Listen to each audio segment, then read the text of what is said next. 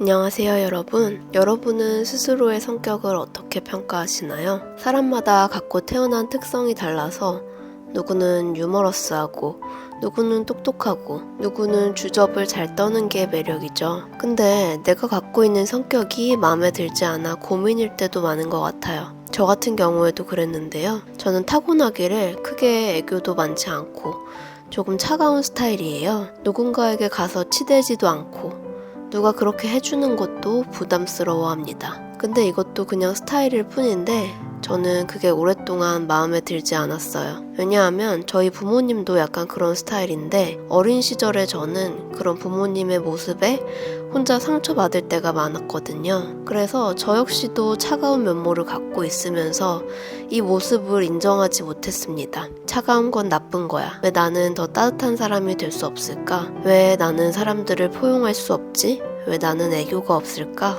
등등 스스로를 자책하면서 내가 갖고 있는 특성을 미워해왔던 거예요. 특히 저는 일을 하면서 사람들에게 위로가 되고 싶다 하는 꿈이 있었는데요. 그렇기 때문에 차가운 저를 더 용서할 수 없었어요. 제가 마음에 대해 다루니까 내가 쓰는 글, 내가 하는 말을 통해 사람들을 위로하고 싶은데 그게 잘 안 되는 것 같은 거예요. 그래서 내 성격이 이런데 내가 사람들에게 위로가 될 수 있을까? 그런 회의감과 어떤 아쉬움을 한켠에 항상 품고 있었습니다. 그런데 얼마 전 우연히 법륜 스님의 책을 읽게 되었는데요. 법륜 스님은 증문즉설로 사람들의 고민 상담을 잘 해주시는 분으로 유명해요. 그래서 스님의 답변을 담은 책들도 많이 나와 있는데요. 제가 본 책은 스님의 주례사라는 책이었어요. 당시에 저는 배우자와 약간 싸운 상태였기 때문에 이 책을 보면서 마음을 다스리고 있었습니다.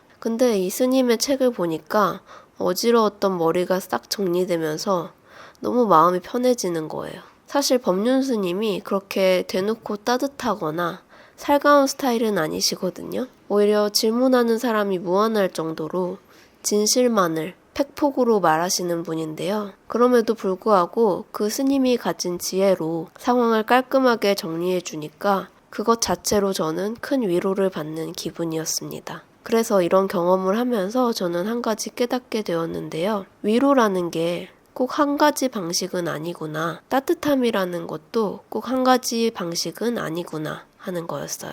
저는 누군가에게 위로가 되려면 무조건 크게 웃어주고 상대방을 꽉 안아줘야 된다고만 생각했는데 모든 위로가 그런 방식은 아닌 거예요. 누군가는 적당한 거리에서 진실을 담담하게 전달하면서 위로가 되어주고 누군가는 맛있는 음식을 만들어서 상대를 위로합니다. 또 쾌활하고 발랄한 사람이라면 진지한 얘기는 못하겠지만 농담도 하고 가볍게 분위기를 만들어주면서 상대방을 위해주기도 하고요. 결국 위로는 한 가지 모양이 아니고 상대방을 위하고자 하는 마음만 있다면 내가 갖고 있는 것을 통해서 다른 사람들에게 도움이 될 수 있다는 결론에 이르렀어요. 그래서 저도 무조건 누구를 따라서 어떤 스타일을 모방하기보다는 내가 갖고 있는 것으로 내가 줄 수 있는 위로를 전달하겠다고 다짐했는데요. 무조건 듣기 좋은 말, 기분 좋은 말을 하는 사람은 못 되겠지만 제가 갖고 있는 나름의 뾰족한 성질을 가지고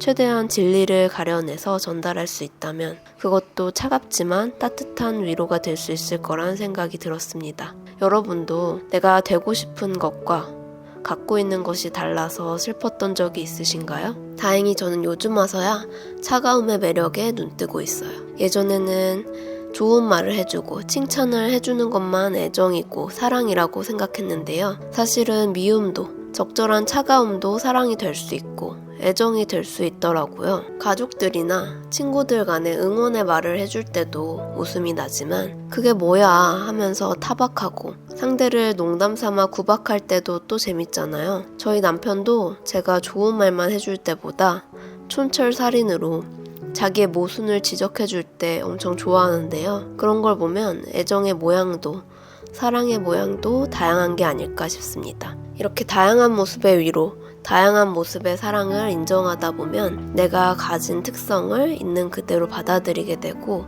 주변 사람들 역시 좀 더 관대하게 볼 수 있는 것 같아요. 돌이켜보면 제가 부모님에게서 상처를 받았던 것도 부모님이 크게 잘못을 해서일 수도 있지만 그보다는 그분들이 가진 어떤 특성들을 제가 수용하지 못하고 저건 나쁘다고 평가했기 때문이 아닐까요? 우리가 살다 보면 계속 기분 좋은 일도 속상한 일도 생기는데요. 어떤 일이든 그 일을 온전히 소화해내면 경험과 추억으로 남지만 받아들일 수 없다고 거부하면 상처로 남게 됩니다. 오늘 내게 찾아온 사건과 상황, 사람들을 꼭꼭 씹으면서 소화해가면서 또 일상을 살아보면 어떨까요? 오늘 제가 준비한 내용은 여기까지입니다.